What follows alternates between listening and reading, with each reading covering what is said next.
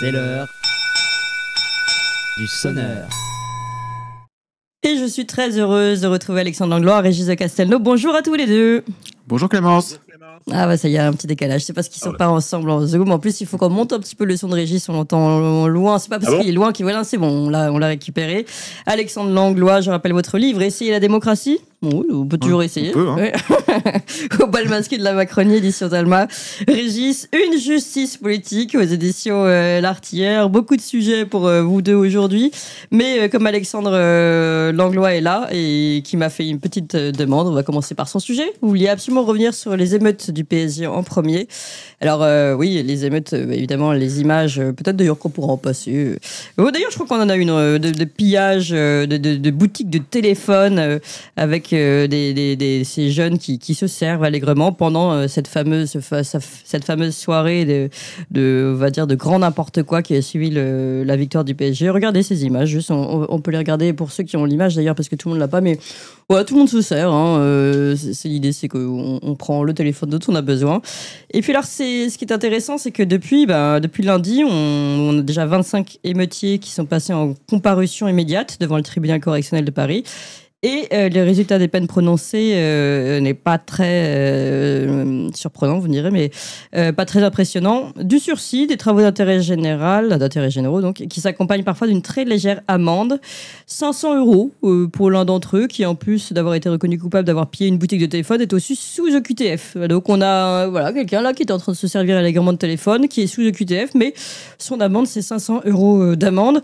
Ça en fait réagir plus d'un. Hein. D'ailleurs, sur les réseaux, on voit ce leitmotiv fort avec les faibles, faible avec les forts. Et je vous propose d'écouter Éric Ciotti sur CNews qui réagit le 4 juin dernier. Écoutez-le. Il y a quelque chose qui m'a choqué. Vous savez, au 1er mai, on a condamné un boulanger à 7 500 € d'amende parce qu'il a travaillé le 1er mai. Et hier, quelqu'un qui a lancé un mortier contre un policier, donc qui aurait pu le tuer, 500 € d'amende. Mais quand on voit ce déséquilibre, on se dit qu'on est dans un pays qui marche sur la tête. Ça vous révolte? Un pays qui marche sur la tête. Alors, Alexandre Langlois, Voilà. c'est ça qui vous faisait réagir? Non, il y a pas particulièrement, il y a beaucoup de choses. Toute la séquence, en fait, c'est pour ça. Donc, je profite d'être pistonné sur place pour choisir le sujet. Premier, désolé, Régis, faut venir à Paris, Régis. C'est un message... on fait tout pour essayer d'avoir Régis avec nous. C'est pour ça qu'on essaie de lui donner envie.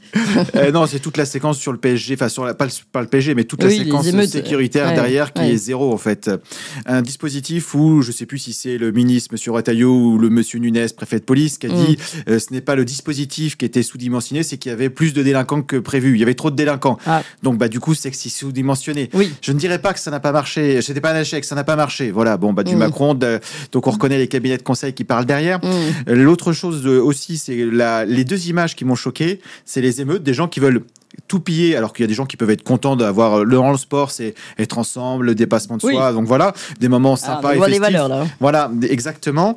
Et donc c'est tous ces pillages, ces scènes qu'on a laissé faire. Et à côté de ça, on a une réception à l'Élysée parce que Macron aime bien le football, donc il ramène tout le monde dans un cadre très sécurisé. Donc ça, c'est les deux images en disant les gueux, tant pis, vous pouvez vous faire massacrer. Moi, dans mon palais, ça va bien. La deuxième chose aussi, c'était la différence de traitement. On a vu, donc là, il y avait des criminels et des délinquants. Là, l'État n'est pas capable de rétablir l'ordre, alors que l'État a les moyens de rétablir l'ordre s'il le souhaite. Par contre, dès que c'est des manifestations de contestation, là, il y a c'est carrément du tir sur les manifestants, des grenades, tout ça. Et là, quels que soient les types de manifestants, dès qu'on manifeste contre la Macronie, il y a un service d'ordre qui est là et qui réprime tout le monde. Pendant les Gilets jaunes, des blessés. Fête de la musique, on a eu aussi des morts.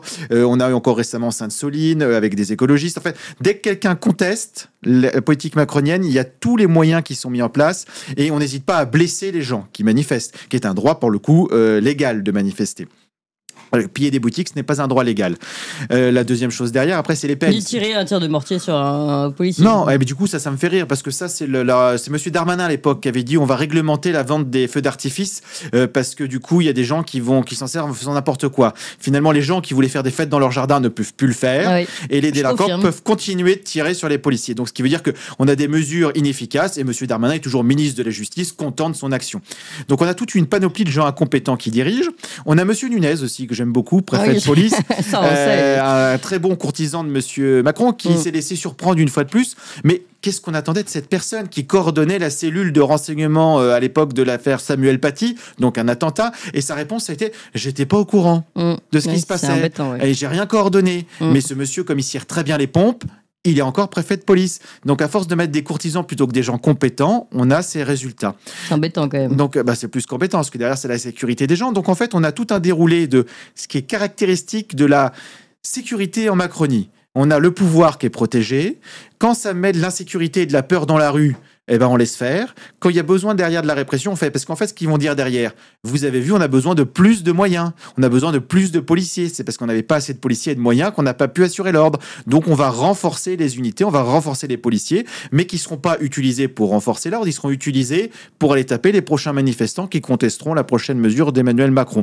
On parlera encore aujourd'hui de certaines mesures qui font encore d'actualité. Donc, en fait, on a tout ce contexte. Et enfin, pour terminer sur les amendes ou les peines, donc Monsieur Ciotti prend un exemple entre un boulanger et un casseur, donc un délinquant. Mais il y a deux choses en fait. C'est qu'une fois de plus, la justice française regarde qui est solvable. Si vous êtes solvable, vous aurez une amende en fonction de votre portefeuille. Ouais, ça c'est dingue. Voilà. Et quand vous n'êtes pas solvable, donc ce qui est qu'en plus, même 500 € d'amende, ils auraient pu mettre 10 000 € d'amende. Quand la personne n'est pas solvable, ça ne sert à rien. Et les gens, par contre, qui se plaignent à l'inverse des travaux d'intérêt généraux, je trouve ça plutôt judicieux. Parce que quand on a affaire à des gens qui ne sont pas forcément solvables, si on leur dit d'aller, je ne sais pas quels sont les travaux d'intérêt généraux, mais d'aller réparer les dégâts qu'ils ont causés, ça répare le préjudice réellement de la personne. Et ça a un impact réel sur la personne parce qu'elle ne peut pas dire je ne suis pas solvable, je ne suis rien du tout. Tu vas venir bosser comme tout le monde. Et là, il n'y a plus de discrimination en raison de l'argent parce que soit on est très riche et on s'en fiche, on peut payer les amendes, soit on n'a pas et on est insolvable, on ne peut pas payer. Ouais. Donc, ce côté-là, je trouvais ça intéressant. Donc, au final, un fiasco généralisé, sauf pour Macron qui a pu faire mumuse et amuser la galerie à l'Élysée. Donc, sur tout ça, voilà. Après, comment il s'appelle, Régis va pouvoir peut-être développer sur le côté des judiciaires des peines. Je lui laisse l'application avec ses amis juges et magistrats. Alors, en tout cas, je ne sais pas, vous citiez Bruno Retailleau, on va bientôt pouvoir l'écouter, que le moment où Bruno Retailleau expliquait, donc notre ministre de l'Intérieur, que finalement la sécurité était à la hauteur. C'est vrai qu'on peut se demander si c'était vraiment le cas. Alors après, il a expliqué, on l'écoute et puis après on en parle. Le troisième message, il est vraiment pour nos forces de l'ordre, les forces de sécurité intérieure, qu'ils soient gendarmes, qu'ils soient policiers de la DGPN, qu'ils soient policiers de la préfecture de police, qu'ils soient aussi sapeurs-pompiers. Parce que hier soir, ils ont été mis à rude contribution. Ils ont fait preuve d'un courage admirable. Je voudrais vraiment les saluer dans des conditions qui ont été excessivement violentes, très très difficiles. Ils en ont payé le prix puisque, au moment où je vous parle, il y a une trentaine de gendarmes, de policiers qui ont été blessés, parfois grièvement.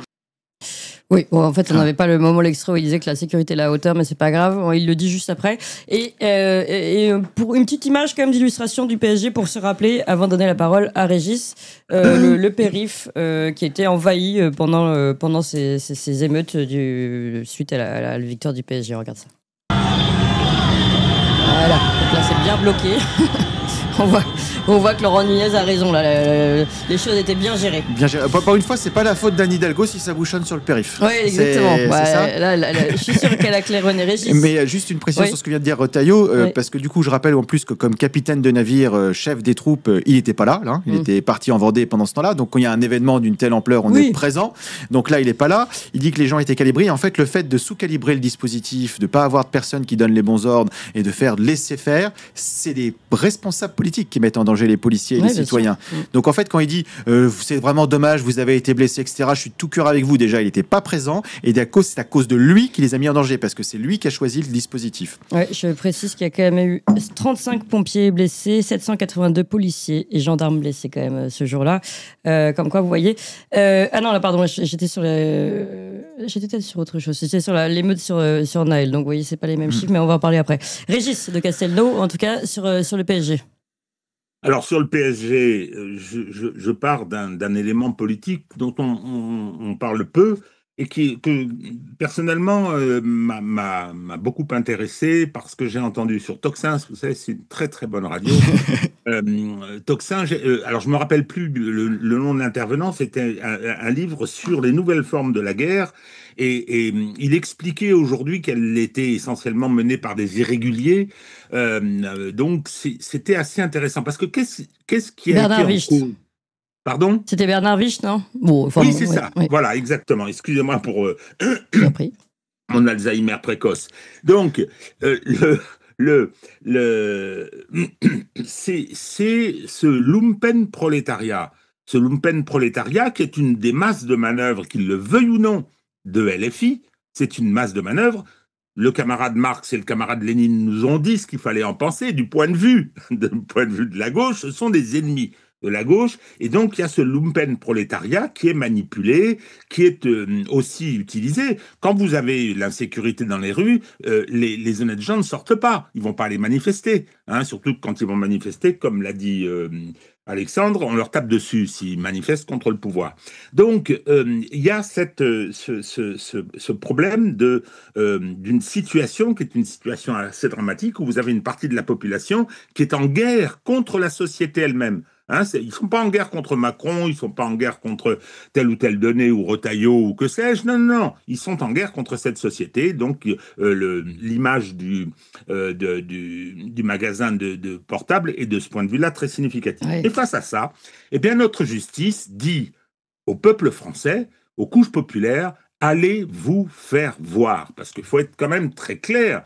Ce que j'entends des peines qui ont été infligées, c'est simplement grotesque. Oui, c'est grotesque. C'est simplement grotesque, ça n'a aucune espèce de signification, ça nourrit complètement le sentiment d'impunité, mais comment dire, c'est bien évidemment idéologiquement, politiquement, c'est de la complaisance vis-à-vis de ce lumpen.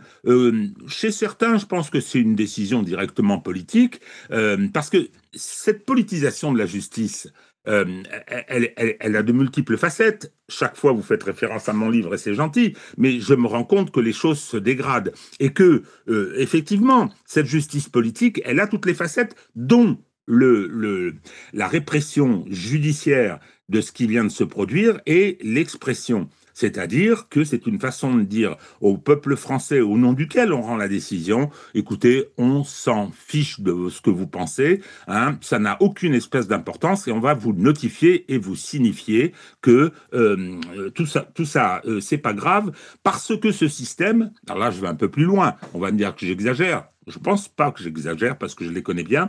Hein, on va effectivement laisser ce lumpen prolétariat continuer son sale boulot. Oui. Donc, c'est quelque chose d'assez terrible parce que dans le même temps, et Alexandre le rappelle, si vous êtes gilet jaune, les couches populaires, ou si vous manifestez contre la réforme des retraites, alors là, vous êtes bon. On nasse des centaines de gens pour pas qu'ils puissent aller à la manifestation. On commet des infractions graves. Hein. Monsieur l'Allemand était un multirécidiviste de ce point de vue.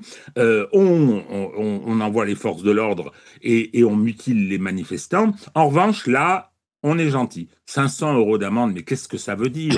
Mais attendez, mais à vous d'intérêt général, mon cher Alexandre, encore faut-il des moyens pour que ces peines-là soient exécutées. Elles ne le sont pas. Elles ne sont pas exécutées parce que ça, c'est oui, c'est encore un autre problème. Il y a un déficit de moyens aussi parce qu'il n'y a pas de volonté. Il n'y a pas de volonté. Ça, c'est ce qu'on appelle le troisième process, c'est-à-dire qu'il y a le moment de la décision des peines et après, il y a encore l'exécution. C'est encore un autre problème qu'on a tendance à oublier. Mais quand on voit passer le décalage avec la séquence que vous avez montrée de ce magasin pillé, c'est du pillage. Ah oui. C'est du pillage. Ah oui. À l'occasion d'émeutes comme ça, c'est quand même gravissime le pillage.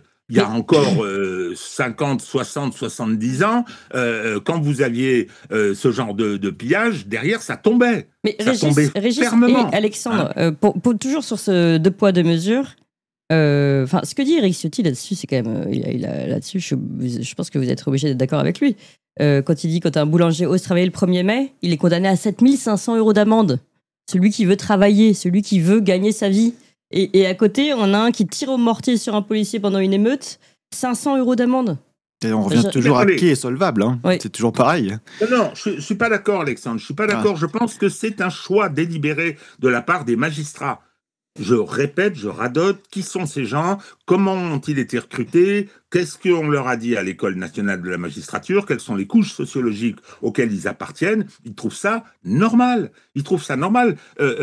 Effectivement, ça nous éloigne un peu des émeutes, mais quand vous pensez qu'on vient d'instaurer une amende de 135 € pour les gens qui fument à proximité des écoles, alors que les écoles, on les déplace si jamais il y a un point de deal, parce qu'on ne va pas s'en occuper du point de deal. Tout à fait. Ce sont des choix politiques qui sont faits par ce pouvoir.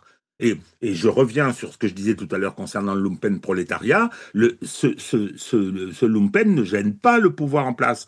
D'une certaine façon, au contraire, cette insécurité n'est pas si gênante. Alors on fait de la démagogie. Monsieur Retailleau, qui naturellement, vous l'avez rappelé, mais enfin c'est hallucinant quand même. Le gars, on sait qu'on va avoir des émeutes, on sait qu'on va avoir une agression contre la société française, et lui, il part faire le kéké en Vendée. Mais enfin, écoutez, qui sont ces gens, quoi, au bout d'un moment? Mais je reviens sur ma cible préférée. Les magistrats sont les premiers responsables. Les deux éléments, et Alexandre l'a rappelé, concernant la répression policière des manifestations politiques contre le pouvoir macroniste, sont un des piliers de cette répression et de la mise en place de cet État autoritaire, illibéral et en voie de fascisation. L'autre pilier, ne jamais l'oublier, ce sont les magistrats, c'est la justice. Alors on va en parler tout à l'heure à propos de l'affaire Naël. Exactement, on y arrive, si vous le voulez bien, parce que ça pose quand même de vraies questions. Je rappelle l'affaire Naël qui avait secoué la France, et c'est là où on était sur en effet les 35 pompiers blessés, les 782 policiers et gendarmes blessés, 3700 interpellations, 12 000 véhicules brûlés, je rappelle, 2500 bâtiments publics dégradés, enfin... On s'en rappelle tous. D'ailleurs, moi, dans ma commune, une école avait été brûlée et un Monoprix. Enfin, c'est pourtant. Donc, ça va quand même très très loin, ces émeutes. On s'en rappelle tous. Et donc, on avait le procès du policier, auteur du tir mortel contre le jeune Naël. Et qui a été enfin indiqué. Donc il y a eu une ordonnance de mise d'accusation de 2 magistrats où on voit bien donc qu'il est condamné, enfin qu'il n'est pas condamné, mais qu'il va passer en procès pour meurtre. Donc ça veut dire que les procureurs refusent la légitime défense que plaidait la défense. Alors que dit l'ordonnance? La victime ne représentait pas un danger imminent pour le policier, auteur du tir, ni pour son collègue. Et il précise également, le déclenchement du tir s'explique essentiellement par l'état de tension extrême dans lequel la scène a eu lieu, mais en sa qualité de fonctionnaire de police expérimenté, le policier aurait dû conserver son sang-froid. Bon, en gros, il aurait dû ne pas tirer, puisque visiblement, à partir du moment où il a tiré, c'était une volonté de meurtre. Donc voilà aujourd'hui, ce qui se dessine pour ce policier. Et alors là, je suis évidemment très heureuse de vous avoir, Alexandre Langlois, parce que je pense que ça va être particulièrement dur quand même pour la police. C'est particulièrement, il y avait des vidéos qui avaient été très bien faites sur le ton humoristique sur justement l'utilisation des armes dans la police. Déjà, il y a des lois où ils ont dit la police va pouvoir tirer plus facilement parce qu'il y a un cadre légal qui change. Mais ils n'ont pas changé le début de la légitime défense. Et la légitime défense est un cadre très flou. Un cadre très flou, ce qui fait que les gens ne savent pas quand utiliser leurs armes. Et en fait, après, la difficulté qu'il y a, c'est que le policier a 1 seconde sur le terrain pour choisir s'il fait usage de son arme. Et après, des gens vont décortiquer la scène avec des vidéos, avec tout ce qu'ils pourront trouver pendant des années et dire, moi, j'aurais fait comme ça. Mais en fait, on ne sait pas comment on aurait fait. Le résultat est que la personne, malheureusement, est morte. Très bien. Il y aurait peut-être eu d'autres solutions. Parfait. Mais est-ce que là, on peut dire que c'est un meurtre? C'est autre chose. Ce sera à la justice de le faire. Peut-être dans son malheur, ce policier, avec la qualification de meurtre, va aller devant une cour d'assises. Ce qui veut dire qu'il y aura un jury populaire. Et j'ai plus confiance en un jury populaire que dans les magistrats classiques. Mais en dehors de ça, c'est le fait que sur le... Comment, en fait, il faudrait un cadre légal facile, j'allais dire, où le policier sait, quand il utilise son arme, s'il va être dans un cadre illégal ou pas légal. Et je vais caricaturer à mort, mais c'était pour dire la gendarmerie, qui a un statut militaire, avait eu une affaire qui m'avait marqué, mais au moins le cadre légal du tir avait été parfaitement respecté. C'était quelqu'un qui s'était enfui d'une gendarmerie, qui était menotté à sa chaise. Et la gendarmerie, en fait, en tant que militaire, doit pouvoir... Il s'est enfui avec sa chaise. Il s'est enfui menotté à sa chaise, il était en train de courir, s'échapper. Bon, il avait échappé à la vigilance de ses gardiens, mais enfin, il n'était pas bien loin. Les gendarmes sortent, le voient en train de courir et lui disent, halte, gendarmerie, tu es en train de t'enfuir, on tire 3 sommations, la personne s'est pas arrêtée, tirée, mort. Ah oui. Oui, mais du coup, là, le cadre légal était respecté. C'est-à-dire qu'en fait, il faudra un cadre légal simple. Gendarmerie, 3 sommations, t'as pas obtempéré, boum. Après, ils ont un peu aménagé en disant, si on peut le récupérer en lui courant après, on n'est peut-être pas obligé de le tuer. Mais voilà, ce que je veux dire, c'est que c'était pour montrer la caricature à l'extrême, ça peut arriver à des choses extrêmes dans l'autre sens. Mais le cadre légal est très clair. C'est-à-dire qu'il n'y a pas, si je tire, qu'est-ce qui va se passer? Est-ce que, voilà. Et au final, on ne sait pas. Et des fois, donc, du coup, là, ça se retourne contre une personne qui va se faire tuer. De l'autre côté, ça peut se retourner contre un policier qui va se faire tuer parce qu'il n'aura pas fait usage de son arme.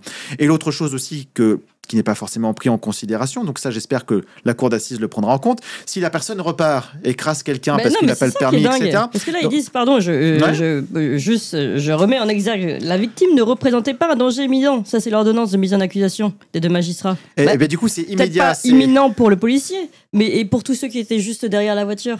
Et c'est là où on a une loi qui est un petit peu particulière en France, c'est que là, c'est imminent. Mais donc, imminent, c'est tout de suite. C'est-à-dire que la légitime défense, c'est un moment de réciprocité. Si la personne s'enfuit, c'est ce qu'on apprend à l'école. Si une personne nous fonce dessus à l'école de police, on nous dit, vous ne tirez pas sur la personne. Si vous pouvez sauter dans le fossé, vous n'avez le droit de tirer sur un véhicule qui vous fonce dessus, avec l'intention délibérée de vous tuer, que si vous n'avez pas le choix de vous échapper. C'est-à-dire que c'est pour protéger votre vie. Si en protégeant votre vie, vous sautez sur le trottoir et vous êtes protégé, vous devez faire cette option-là. Donc déjà, c'est comme ça que les policiers sont formés. Donc voilà. Et l'autre chose qui est assez intéressante, c'est que je fais le parallèle avec la loi sur le terrorisme.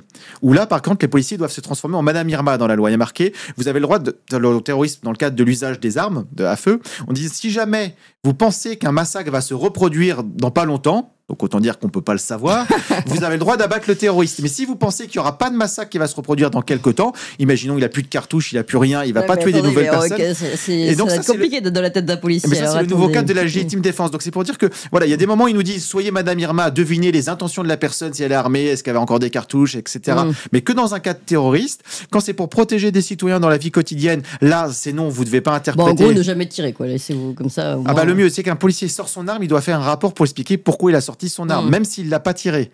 Un policier avait utilisé son arme pour faire peur, pour disperser un mouvement en tirant en l'air.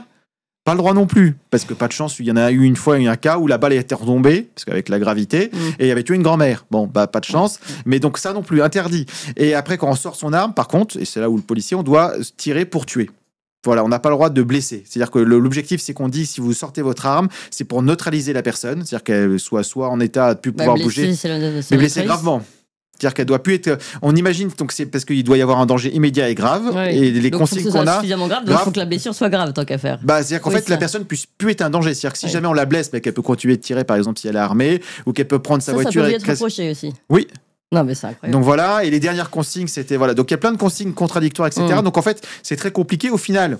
Est-ce qu'il y avait une volonté de meurtre? Je ne pense pas. Peut-être homicide involontaire, effectivement, parce que le contexte, le stress. Et la dernière chose aussi derrière. Mais en plus, on les a vues, ces images. On voit bien que la voiture fait bouger. Donc voilà, donc il y a plein de choses. Je ne comprends même pas comment les magistrats arrivent à cette.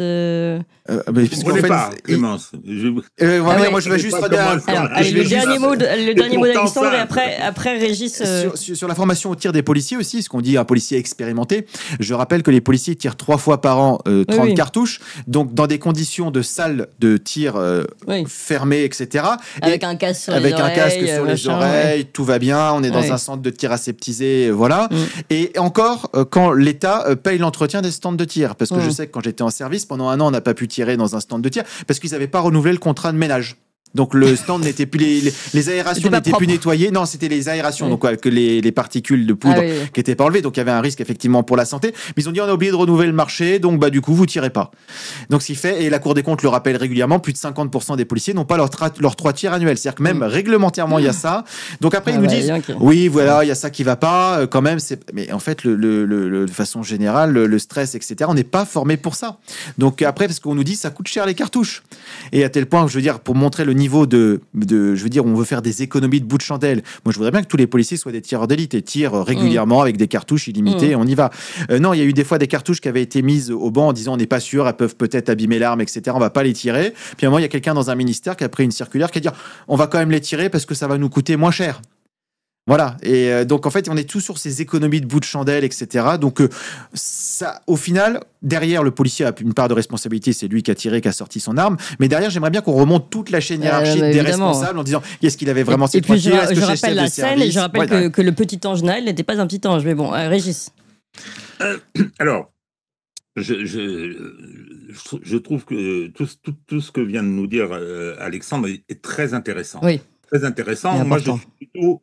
C'est tout le but de l'émission, c'est d'avoir accès à des informations. Et là, sur les conditions effectivement d'utilisation d'armes létales, qui sont des armes dangereuses, effectivement, il y a une réglementation importante. Et à chaque fois, à chaque fois, mon cher Alexandre, hein, on voit le décalage entre un encadrement auquel personnellement je suis favorable. Oui, mais qui soit propre. Et la référence aux États-Unis n'est pas la bonne. Il y a plein de vidéos sur YouTube, j'invite à aller les voir. Les policiers américains, ils ont la gâchette rapide parce qu'en face, il y a le port d'armes et les gens qu'ils arrêtent sont en général armés. Donc, je veux dire, même pour un contrôle de voiture, etc. Donc, ça n'est absolument pas comparable. Donc, moi, je suis plutôt partisan d'un encadrement. D'ailleurs, je vais rappeler que l'horrible dictature communiste chinoise, les policiers ne sont pas armés. Hein. Bon, donc, ils considèrent que... mais le problème est bien là, c'est qu'aujourd'hui, cet encadrement n'est plus compatible avec les dérèglements de la société. C'est-à-dire que le sentiment d'impunité, la question des refus d'obtempérer est très claire de ce point de vue-là. Un refus d'obtempérer, hein, la personne est arrêtée, elle prend 5 ans de prison ferme. Et puis, il appartiendra au juge d'application des peines de décider au bout de combien de temps on peut commencer à l'autoriser à sortir. Il faut que ce soit ça. Enfin, faut être sérieux. Il faut qu'il y ait vraiment une adéquation entre l'état de la société, la violence qu'elle sécrète et la riposte. Bien. Et donc, moi, j'ai pas du tout envie que ça se transforme en Far West et que ça se règle à coups de revolver. En revanche, alors, l'affaire Naël, c'est une affaire éminemment politique. Aucune décision judiciaire ne peut être analysée en dehors de ce contexte politique si particulier. Alors, sur le plan formel, ça s'est déroulé normalement. Hein. Les débats contradictoires ont eu lieu, l'instruction s'est faite, il y a eu des expertises, etc. Mais la décision de renvoi devant la cour d'assises, Alexandre a raison, c'est peut-être mieux de passer devant un jury que devant les magistrats, actuellement. Toujours est-il que cette décision, elle est directement politique. Tout comme était directement politique le fait d'avoir laissé ce policier qui représentait toutes les garanties de représentation, de l'avoir laissé plus de 6 mois en détention provisoire. Donc, le renvoi devant le tribunal correctionnel, vous avez cité les termes de l'ordonnance de mise en accusation, la tension, il a perdu son sang-froid, etc. Mais il commet quand même un meurtre. Mais il y a une énorme contradiction dans les termes de la phrase que vous avez lue. Il faudrait savoir. Hein. Il a eu l'intention délibérée, tranquille, hein, de tuer, ou bien il a été dépassé par les événements, hein, et il a commis un acte qui est un acte qui ne relève pas du meurtre. Le meurtre, Je rappelle la phrase, hein, juste pour que, puisque vous en parlez. Le déclenchement du tir s'explique essentiellement par l'état de tension extrême dans lequel la scène a eu lieu, mais dans sa qualité de fonctionnaire de police expérimenté, le policier aurait dû conserver son sang-froid. Et oui, alors, il n'a pas conservé son sang-froid, donc il a perdu les pédales. Ok, mais c'est pas un meurtre, ça. Je suis désolé. Et pourquoi c'est rédigé comme ça? C'est rédigé comme ça parce que depuis le début, du fait qu'il y a eu cette vidéo, probablement, je suis de ceux qui considèrent que effectivement le policier a perdu son sang-froid, ça je pense à ça, et s'il était poursuivi pour coups et blessures involontaires ayant entraîné la mort sans intention de la donner, ça aurait été beaucoup plus logique au plan judiciaire. Mais le problème, c'est que vous avez eu l'utilisation qui en a été faite derrière. Toutes les stars se sont mobilisées entre deux festivals de Cannes. Le petit ange parti trop tôt, etc., etc. Hein, LFI s'est précipité dans la faille pour des raisons électoralistes et derrière, il y a eu les émeutes, 3 semaines d'émeutes. Alors je poserai, quand j'aurai fini, je vais demander à Alexandre de me dire si ce qu'on me raconte que les émeutes se seraient calmées, se seraient arrêtées aussi parce que... Grâce au grand frère. Grâce au grand frère et au trafic de drogue. Bon, je trouve ça tellement extraordinaire. Nous, on avait reçu Thibaut de Montbriand qui nous avait dit ça, en tout cas. Mais bon, je ne sais pas. Est-ce que vous avez des informations, vous, Alexandre Langlois ? De façon générale, mais c'était sur des émeutes ou des notes de renseignement, de façon pas forcément que sur Naël, mais de façon générale, le trafic de stupes tient les banlieues. Oui. Et pour le coup, il y avait certaines banlieues, c'était par exemple en 2005, il y avait des endroits où il n'y avait pas eu d'émeutes, pour le coup, parce que les trafiquants ont dit, vous pouvez faire le bazar dans les autres cités, mais chez nous, notre business avant tout. Si vous faites, si jamais vous touchez à notre business, vous terminez les deux. C'est nous qui allons vous mettre la tête dans le caniveau. Donc du coup, effectivement, le trafic de stupes tient une partie des banlieues en disant, nous, le business doit tourner, donc vous pouvez les mettre là ou là ou là, mais pas chez nous, parce que du coup, on veut pas des policiers qui débarquent. Donc ça, effectivement, c'est une réalité, mais qui date pas d'aujourd'hui. Quand même assez terrible. Alors, la procédure, ça va donc passer en cour d'assises, mais on sait très bien que quelle que soit la décision, personne ne va l'accepter. Hein. Les Jean Messia et compagnie, qui d'ailleurs font en permanence n'importe quoi, vont hurler s'il est condamné.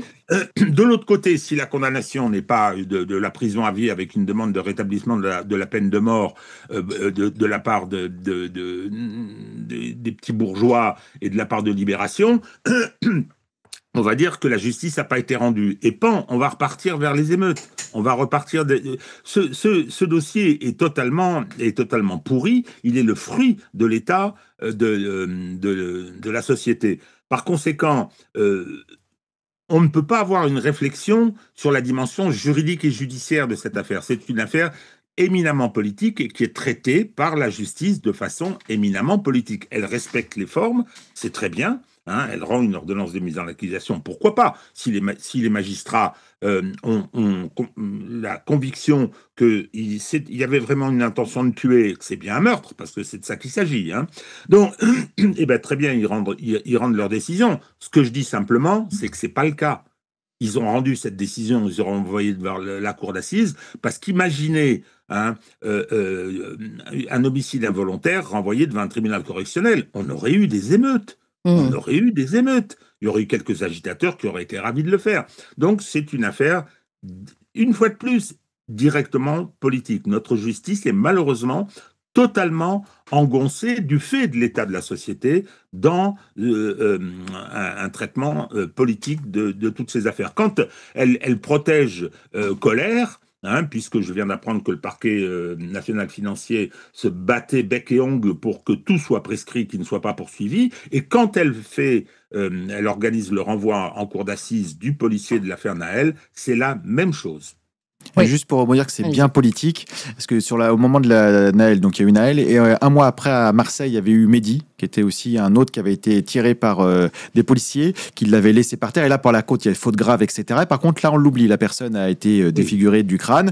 Là, il y a une faute grave des policiers, parce qu'en fait, les policiers peuvent utiliser la violence, mais après, c'est pour un but d'interpellation, amener la personne à l'hôpital pour l'interroger, etc. Donc, c'est pas la violence qui a été mise en cause, mais c'est le fait de l'abandonner après lui avoir tiré dessus, parce que du coup, il n'y a pas de justification à utiliser la violence. Et là, pour le coup, le pouvoir politique, à l'époque de Naël, a tous pris la parole en disant ce petit ange parti trop tôt, prise de parole, etc. Pour Mehdi, ils ont laissé faire pour laisser la personne, ils n'ont pas embêté les policiers, et donc c'est incroyable en fait. C'est qu'il y a un côté où ça justifierait de dire, il y a des policiers des fois qui font mal leur travail, et il faut le reconnaître, et donc dire, voilà, et il y a des policiers qui essayent de faire au mieux dans des contextes difficiles. C'était le gilet jaune ? Non, Mehdi, c'était pas un gilet jaune, c'était à Marseille, un mois après l'affaire Naël.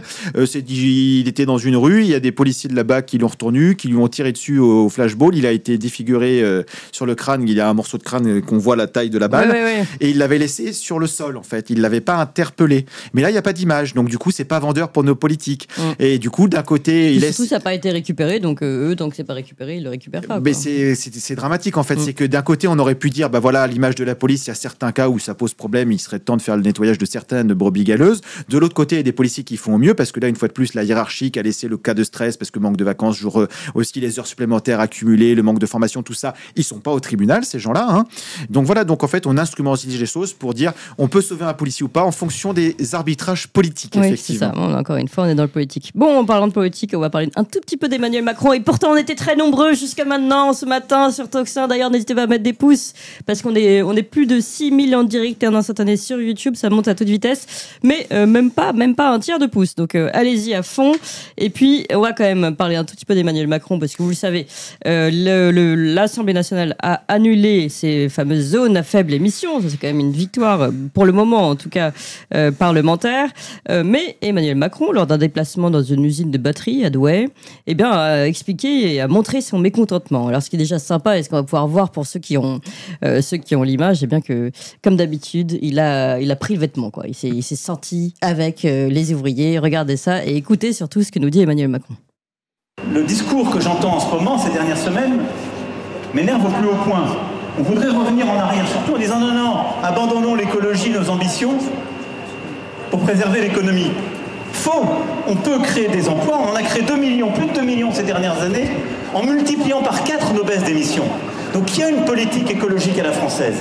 C'est celle simplement qui organise des filières industrielles et qui s'organise pour créer de l'emploi partout sur les territoires. Et c'est ce que vous avez fait. Donc il ne faut pas revenir en arrière, il ne faut pas détricoter ça. Simplement, il faut avoir de la constance, de la volonté et de l'investissement. Voilà, évidemment, on entendait bien l'histoire des ZFE derrière. Il ne faut pas détricoter les lois, la politique écologique à la française, le modèle voulu par Emmanuel Macron. Enfin, c'est ce qu'il dit, évidemment. Allez, cette fois-ci, on commence par Régis de Castelnau. Ah, ça, c'est pas gentil. Parce que là, je suis encore sous le choc chaque fois que j'entends ça. C'est affreux. C'est affreux, il est là. Enfin, c'est vide, c'est du vent. Et puis, bon, il culpabilise. Mais il culpabilise qui? Le Parlement, je vous rappelle. Alors, les gueux, les horribles gueux, Alexandre Jardin l'a parfaitement démontré. C'est eux qui étaient les premières victimes de mesures qui sont des mesures visant à satisfaire idéologiquement et politiquement la petite bourgeoisie urbaine, celle qui est un des piliers du macronisme. Mais il est président de la République, il y a un gouvernement présidé par un grand Premier ministre qui s'appelle François Bayrou. Il y a un texte qui a été pris par le Parlement après des discussions, après un débat national. Il y a eu un débat national quand même autour de ces ZFE, et il vient s'occuper de ça. Il vient lui dire, non, on repart en arrière. Non, il est président de la République. Ce poste instauré par la Constitution de 58. Alors je ne demande pas que tout le monde soit de Gaulle, mais la moindre des choses, c'est de dominer un petit peu son sujet. Il aurait pu avoir une petite idée, une petite phrase, une petite formule concernant les difficultés qu'ont les gens, celles auxquelles ils sont confrontés, cette surréglementation que tout le monde dénonce, commencer par le vice-président américain, qui s'occupe de ses affaires. Mais cela étant, non, il vient et il nous fait du Sandrine Rousseau, quoi. Mais c'est épouvantable. C'est épouvantable. Ça va être long, les 2 ans, là. Ça va être très long. Ça va être long. En plus, il a encore un pouvoir de nuisance important. Cet homme est un malfaisant. Alexandre Langlois, vous êtes sous le choc ou pas? Ou ça va? Vous avez eu le temps de vous remettre? Moi, il me fait rire, ce Emmanuel Macron. Je rappelle que son gouvernement, depuis qu'il est au pouvoir, il a été condamné 2 fois pour inaction écologique et climatique. Voilà, ce qui est quand même assez fort. Ensuite, il avait réuni une convention sur le climat sur 140 propositions. Il en a fait 4. Les autres, il a dit, ça m'intéresse pas, c'est quand même moi le patron. Et il a pris celles qui n'étaient pas forcément les plus populaires en plus. Je rappelle qu'il a un Premier ministre qui fait des allers-retours en avion pour aller au conseil municipal de Pau. Je veux dire, au niveau empreinte carbone, je veux dire, on se pose là. Je rappelle également qu'il a fait ça il y a pas longtemps en disant on va protéger les océans, tout ça. Voilà. Je rappelle que la France a le domaine maritime 1er ou 2e mondial, suivant comment on calcule, mais que du coup, dans ce domaine, il pourra réguler les bateaux les plus polluants. Je rappelle que les plus gros bateaux de croisière sont l'équivalent de milliers de voitures, 20 000 voitures, je crois. Mais là, il n'y a pas de problème. Mais peut-être un lien avec la famille de Monsieur Colère, peut-être. On ne régule pas, peut-être. Mais à côté de ça, par exemple, quand les États-Unis à l'époque avaient dit nous, maintenant, plus aucun pétrolier sans double coque vient chez nous. Tout le monde s'est mis à faire des pétroliers double coque. La France peut dire, en plus, pour le coup, la France est en pointe sur l'industrie éolienne pour propulsion des bateaux à propulsion éolienne, notamment sur Saint-Nazaire et divers endroits. Mais il pourrait travailler là-dessus. Non, on veut faire des batteries parce qu'en fait, il y a un agenda, il a peut-être des intérêts lobbyistes sur les batteries de voitures électriques, mais il y a d'autres domaines où la France pourrait être leader, développer des choses et être leader mondial. Voilà. Là, c'est pas fait. Même chose pour l'aviation. On a des gens qui sont en train de remettre au goût du jour les zeppelins, etc., les ballons dirigeables qui sont capables de faire des distances, aller dans des endroits. Je vois ça. Il y a des sociétés françaises, une à Bordeaux, qui permettent d'aller chercher du bois. À la base, du bois dans les zones de montagne. Mais même de là plus loin, on peut transporter des passagers. Ça ne nécessite pas d'installation au sol. Donc, il y a plein de choses où on peut travailler sur la limitation de l'empreinte carbone, un équilibre moins brillant et moins polluant. Et lui, il est sur ses batteries qu'on ne sait pas forcément encore bien recycler aujourd'hui. Donc, en plus, l'endroit où il attaque, c'est l'endroit qui n'est pas forcément jojo. Donc, voilà. Donc, on est sur du Emmanuel Macron grande classe. Et à côté de ça aussi, je rappelle donc aussi, pour reprendre l'expression, nos amis les gueux, donc vous ne pourrez plus aller au centre-ville vous déplacer, parce que c'est aussi ça, c'est un tri de la population. Pendant le Covid, on triait en fonction des vaccins. Maintenant, on veut trier en fonction de notre moyen de nous payer des voitures. Et à côté de ça, il n'y a pas besoin de mettre de taxes spécifiques sur les jets privés de certains milliardaires. Donc, je veux dire, il y a ce côté deux poids, deux mesures, où on nous dit, là, on va faire un petit truc pour faire semblant d'agir. Donc, l'écologie à la française, c'est pas l'écologie à la française, c'est l'écologie à la Macron. C'est comment on fait rentrer de l'argent, comment on punit les pauvres et comment les riches peuvent encore plus profiter.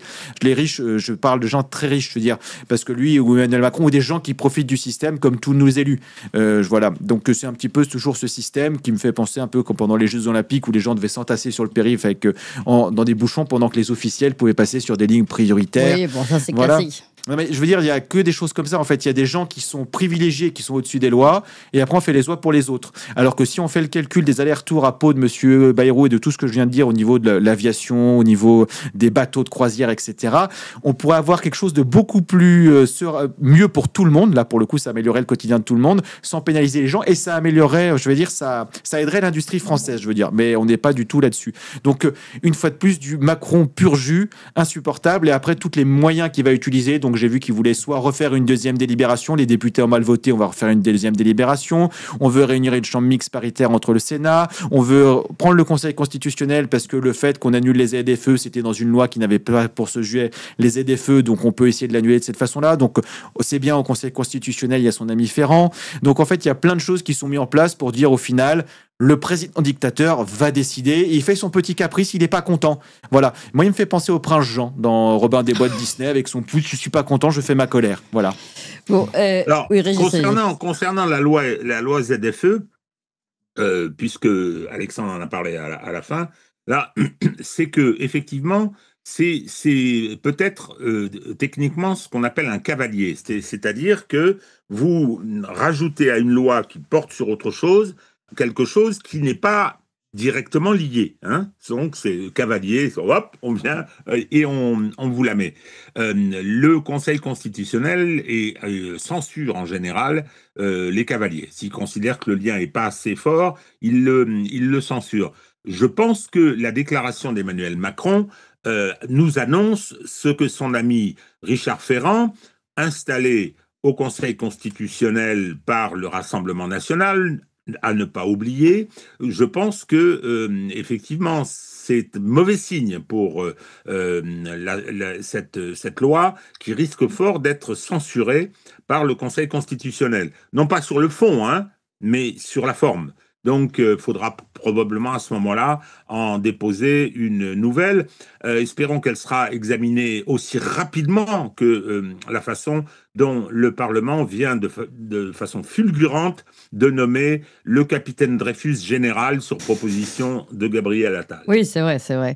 Régis, je profite de vous avoir parce qu'on a un petit sujet que à vrai dire, personne n'était prévenu. C'est un petit sujet surprise, mais interro-surprise. Sur, vous savez, ce voilier Madeleine là, qui était affrété par la coalition de la flottille pour la liberté, où on pouvait trouver à bord notamment Greta Thunberg et Rima Hassan pour ouvrir, en tout cas, et permettre d'ouvrir la distribution d'aide alimentaire à Gaza. Alors, c'est un sujet compliqué parce que je sais très bien que vous considérez ce qui se passe à Gaza est un génocide, et puis qu'évidemment qu'on puisse pas apporter d'une aide alimentaire est terrible. Et d'un autre côté, je suis pas sûr que vous soyez tout à fait fan du personnage de Greta Thunberg.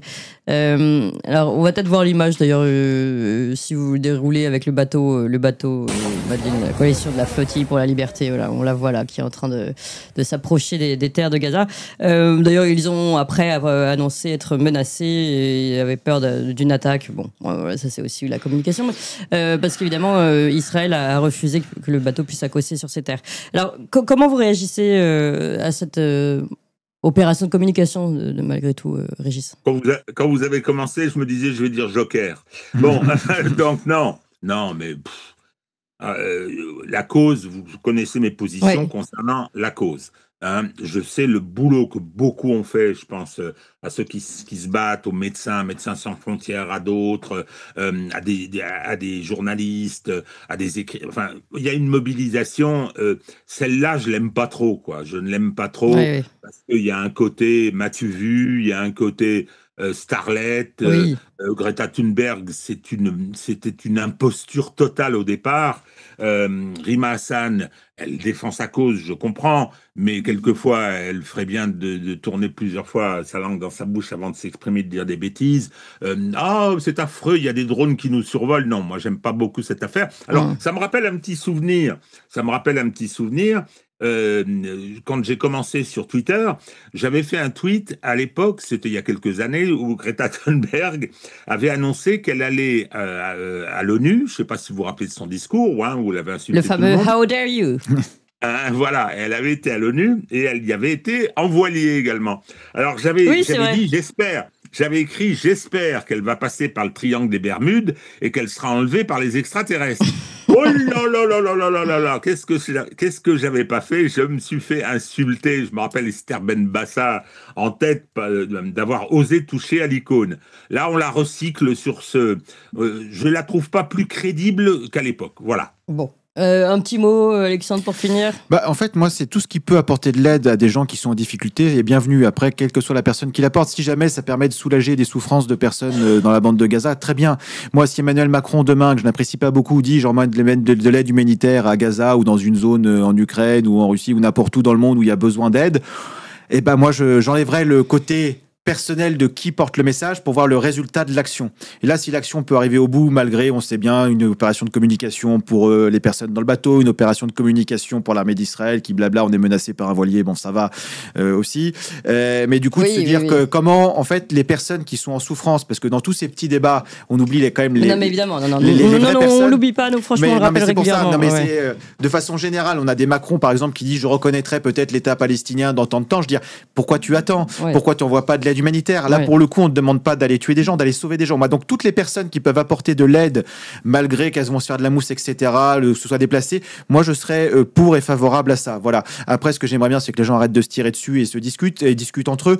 Mais à partir de là, au moins qu'on essaye de sauver des vies. Donc, voilà, c'est juste ça. Moi, c'est les personnes qui sont en souffrance de l'autre côté, qui sont pris en étau entre le Hamas, Israël, etc., qui n'ont rien demandé, qui se font massacrer par les deux côtés, qui n'ont vraiment pas de chance et qui demain vont se retrouver avec une génération qui sera tellement en souffrance, qui va être habitée par la haine, qui va rien résoudre. Ah non, mais ça c'est certain. Donc, ça c'est sûr qu'on est en train de créer de la haine pour demain. Et donc du coup, si le bateau arrive pour aider des gens, très bien. Voilà. Juste aussi, il y a un petit problème de communication. Là, on voit par exemple, c'est sur, je sais plus sur quel réseau elle a posté ça. On voit ici, pour ceux qui ont l'image, Greta Thunberg en mini-short au-dessus de la mer. Et puis après, on la voit se baigner et tout ça.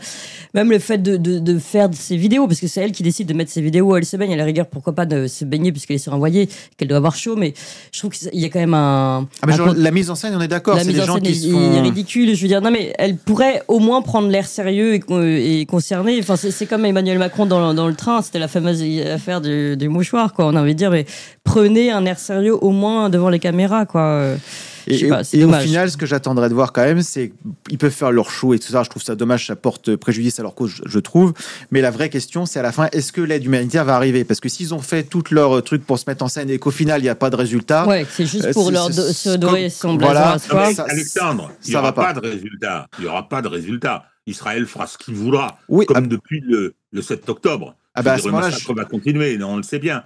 Donc, c'est pas un coup d'épée dans l'eau, parce qu'il y a un côté médiatique qui fait que des gens vont peut-être s'y intéresser, mais bon, moi, c'est quelque chose qui me déplaît. La société du spectacle, vraiment, c'est quelque chose pour laquelle j'ai de l'aversion. Non, mais il y a toujours une partie com, mais dans ce cas-là, il faut le faire bien, il faut l'assumer, il faut le faire sérieusement, et on s'habille en conséquence. Et après, le courage aussi. Donc, juste pour revenir à ce que vient de dire Régis, c'est que même si ça aboutit pas pour amener l'aide, parce qu'Israël fait le blocus, et j'espère qu'ils auront le courage d'aller jusqu'au bout de leurs idées, c'est-à-dire que assumer de se faire couler leurs bateaux, comme certaines organisations avaient assumé, je crois que Greenpeace s'était fait couler des bateaux, ou Shepard avait aussi assumé de se faire choper, d'aller jusqu'au bout et se faire emprisonner par Israël si jamais ils se font arraisonner, on leur a dit que vous n'avez pas le droit. Donc savoir si jamais on est prêt à aller envoyer de l'aide, mais jusqu'à quel prix. C'est-à-dire si c'est juste pour de la mise en scène et pas assumer jusqu'au bout en se disant les conséquences que ça peut avoir, qui peuvent être dramatiques pour elle, et à ce moment-là faire réagir l'opinion publique, ou c'était juste ah là là, ils nous disent qu'il faut pas y aller, vous avez vu, on n'a pas fait ça, c'est les méchants israéliens. Oui, ils seront pas gentils de l'avoir fait, mais vous n'avez pas été beaucoup courageux à part poster des photos Instagram. Donc j'attends le résultat, soit l'aide arrive, soit ils vont jusqu'au bout de leurs arguments et de leurs valeurs. Allez, merci à tous les deux, Alexandre Langlois et Régis Castelnau. Merci de ne pas avoir utilisé la carte de Joker. Vous l'avez encore, du coup, pour la prochaine fois, Régis. Vous avez de la chance, elle est encore dans votre jeu. On a droit à une seule. Une seule sur l'année. Non, mais si vous êtes très sage, vous gardez des nouvelles cartes Joker. Ouais, il n'y a pas de 49.3 ici, c'est ça qui est bien. Ou alors, si vous venez en studio, vous gagnez une carte Joker. Comme ça, un jour, on vous aura. On l'aura un jour, on l'aura. J'ai plein de cartes Joker d'avance. Bah ouais, vous avez quelques cartes Joker. Merci, Alexandre Langlois. Je rappelle, ici, la démocratie. Au bal masqué de la Macronie, édition Talma, Régis Castelnau, une justice politique aux éditions L'Artilleur. Merci beaucoup à tous les deux. Toxin continue. On vous l'avait promis et ça y est, on se développe, on ouvre de nouvelles émissions. Vous avez déjà connu et rencontré les Tintins pour leur nouvelle émission des Tintins qui marche très fort. Évidemment, l'émission d'André Berkoff. Cette semaine sort une nouvelle émission scientifique où on va tenter de poser de véritables questions sur des débats scientifiques qui ne sont pas fermés, contrairement à ce que on veut nous faire croire. Donc pour toutes ces émissions et encore d'autres, comment reprendre le pouvoir politique aussi, notre émission à suivre, et puis des émissions historiques, géopolitiques et bien d'autres qui vont arriver. Il nous faut de la place, parce que évidemment la première chaîne est déjà très prise par toutes les émissions et diffusions du matin notamment. Donc il faut qu'on ouvre une nouvelle chaîne et il faut que vous suiviez le mouvement surtout, et que vous ayez tout de suite vous abonner à la nouvelle chaîne. Il faut aussi en parler à tout le monde, on compte vraiment sur vous, parce que si on veut ouvrir ces nouvelles émissions, il faut que vous suiviez le mouvement et vraiment que vous alliez vous abonner tout de suite à la nouvelle chaîne YouTube. C'est pas compliqué, c'est gratuit, ça se fait en 2 clics. On vous met tout de suite le lien là, pouf, il apparaît. Le lien, vous pouvez vous abonner. C'est Toxin Plus, c'est ça, la nouvelle chaîne YouTube, Toxin Plus, pour toutes les émissions de l'après-midi. Donc vous pouvez la trouver sur Toxin-Plus en lettres majuscules, ou tout simplement on va vous mettre le lien et vous cliquez immédiatement. Je vous fais confiance, allez-y tout de suite. 1, 2, 3, Toxin Plus, allez-y.